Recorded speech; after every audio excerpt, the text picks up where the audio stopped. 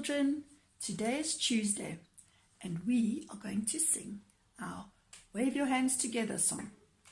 We wave our hands together, we wave our hands together, we wave our hands together as children like to do.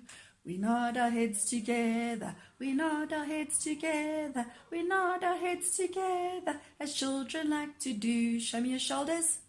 We shrug our shoulders together, we shrug our shoulders together, we shrug our shoulders together as children like to do. Show me your elbows. We wave our elbows together, we wave our elbows together, we wave our elbows together as children like to do. Show me your hands.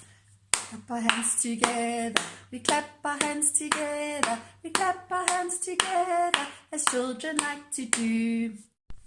Good morning, children. Today is Tuesday and we are going to sing our Wave Your Hands Together song. We wave our hands together, we wave our hands together, we wave our hands together as children like to do. We nod our heads together, we nod our heads together, we nod our heads together as children like to do. Show me your shoulders.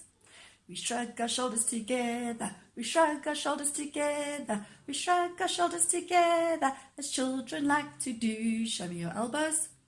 We wave our elbows together, we wave our elbows together, we wave our elbows together as children like to do. Show me your hands.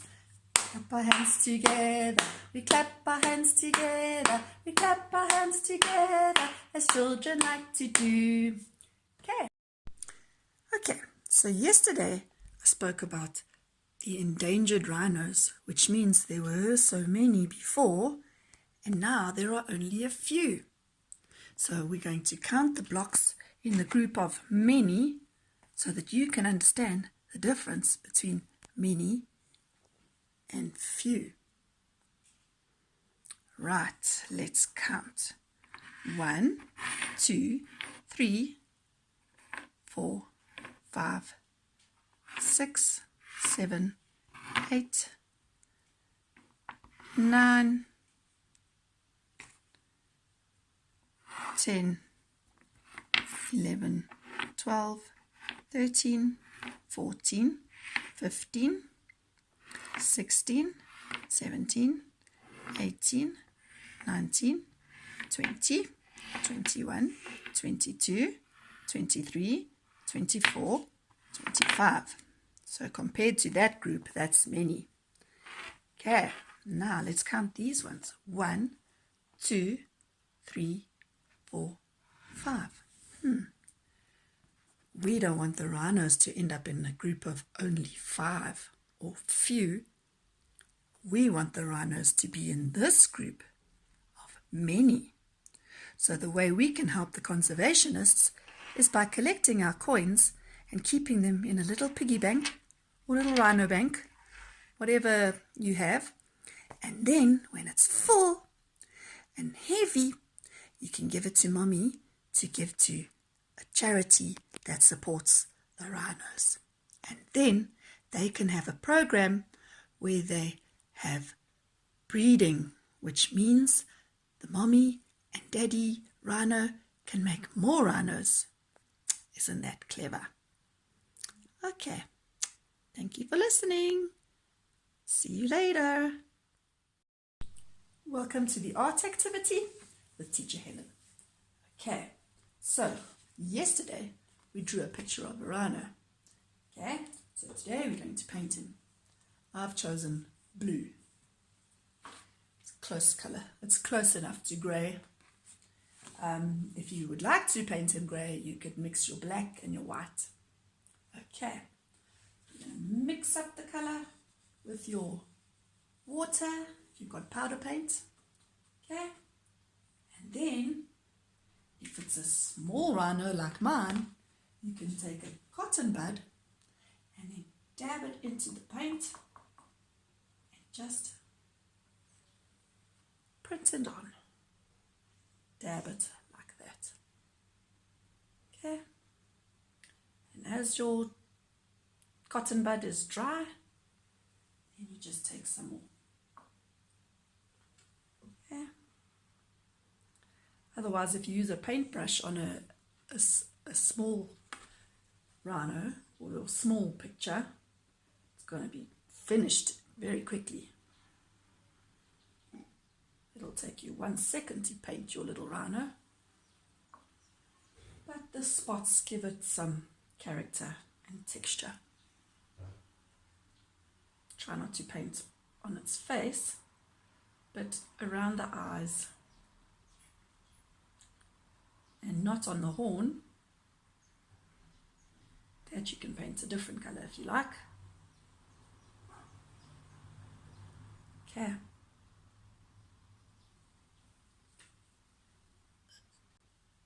Okay, and there's your rhino finished. So you're going to paint the legs. When you use a cotton bud, it helps you also keep control of keeping it all in the lines. Have fun. I hope you have a lovely day making your rhino and learning about the rhinos. Bye. This is a story about poisoning. A tired bunny took Dr. Trunk to the waiting room. There were so many sick animals in a heap. This lot came in during the night. They were all at a big party. Then a black cat showed up to join the fun. And look, now we have lots of sore paws and swollen snouts.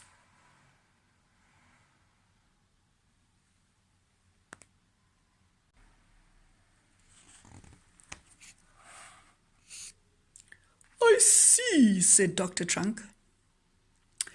He looked at the sick kitty that lay on a stretcher. Even asleep, the cat looked splitting mad. The only patient, said the bunny, is that hen. She says they tried to poison her. Dr. Trunk looked over to the hen lying on a stretcher and walked up to her. Madam, can you hear me? Clack! Dr. Trunk quickly felt her tummy. Madam, answer me. What did you eat? Mushrooms? The hen opened her eyes weakly. Chocolate! Clack! Chocolate! Why? The hen's eyes filled with tears. Easter! Clack! Then she fainted.